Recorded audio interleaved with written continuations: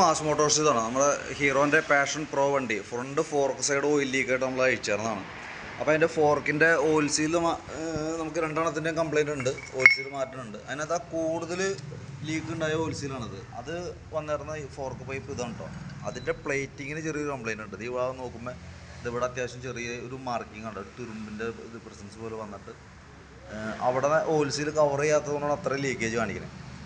അപ്പോൾ നമുക്ക് ആ ഓയിൽ സീൽ മാറുന്ന കൂട്ടത്തിൽ ഈ പൈപ്പ് എന്തെങ്കിലും മാറ്റിയാലാണ് ആ കംപ്ലയിൻറ്റ് മാറുള്ളൂ കേട്ടോ.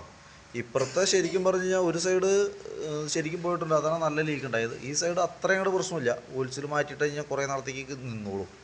അപ്പോൾ ഒരു ഫോർക്ക് പൈപ്പ് മാറ്റണം, അതേപോലെ തന്നെ ഓയിൽ സീലുകൾ മാറ്റിയാലാണ് ആ കംപ്ലയിൻറ്റ് മാറുള്ളൂ കേട്ടോ, ഓയിൽ ലീക്കിൻ്റെ.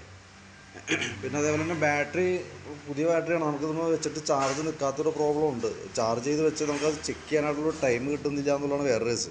അപ്പോൾ തൽക്കാലം ഒന്നുകൂടി ചാർജ് ചെയ്ത് വെക്കുന്നുണ്ട്. അതിന് ഇടയ്ക്ക് എപ്പോഴെങ്കിലും സമയമുള്ളപ്പോൾ ഒന്ന് വണ്ടി വെക്കുകയാണെന്നുണ്ടെങ്കിൽ നമുക്ക് ആ ഇലക്ട്രിക്കൽ ഭാഗങ്ങളൊക്കെ ഒന്ന് ചെക്ക് ചെയ്യണം.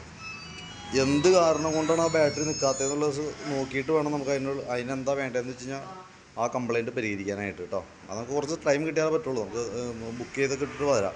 കാരണം എന്ന് വെച്ചാൽ തിരക്കിനിടയിൽ വരുമ്പോഴത്തേക്കും സ്വാഭാവികമായിട്ടും അതൊക്കെ നമുക്ക് സമയം എടുക്കണ വർക്കാണ്. അപ്പോൾ അത് നമുക്ക് നോക്കാനായിട്ട് സമയം കിട്ടിയെന്ന് വരില്ല. അപ്പോൾ ഞാനിപ്പോൾ ഒന്ന് ബാറ്ററി ചാർജ് ചെയ്ത് വെച്ചേക്കാം.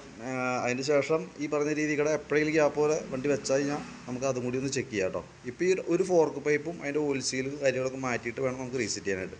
അപ്പോൾ അതിൻ്റെ ഒരു എസ്റ്റിമേറ്റ് ഞാൻ നോക്കിയിട്ട് ഡീറ്റെയിൽസ് വാട്സപ്പിലേക്ക് ഒന്ന് ഷെയർ ചെയ്തിട്ടാണ് കേട്ടോ. അപ്പോൾ കുറച്ച് ലേറ്റായിട്ടാണ് കയറിയേക്കണേ, അതനുസരിച്ചിട്ട് തീരുന്നുള്ളൂ വർക്ക്. അപ്പോൾ ഡീറ്റെയിൽസ് വാട്സപ്പിൽ തരാം, നോക്കിയിട്ടൊന്ന് റിപ്ലൈ ഇട്ടാൽ കേട്ടോ.